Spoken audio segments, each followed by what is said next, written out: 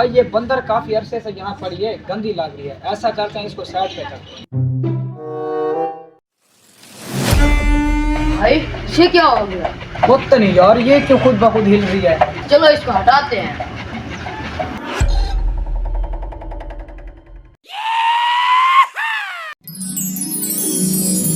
अरे आप कौन हो? मैं हूँ पापा की परी। क्या हुक्म है मेरे आका? परी? जी हाँ, मैं एक परी हूँ। मैं 100 साल से यहाँ कैद थी। आप तीनों ने मुझे आजाद किया है। आप तीनों मेरे आका है। क्या हुक्म है?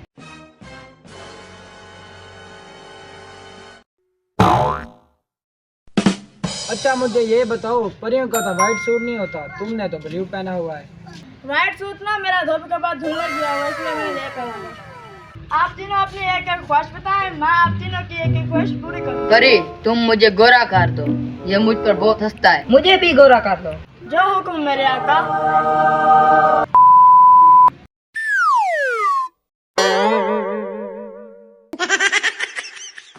तुम क्यों हंस रहे हो? तुम भी मुझे अपनी एक ख्वाहिश बताओ, फिर मुझे जाना है। पर ये काम करो, इन दोनों को दोबारा काला कर दो।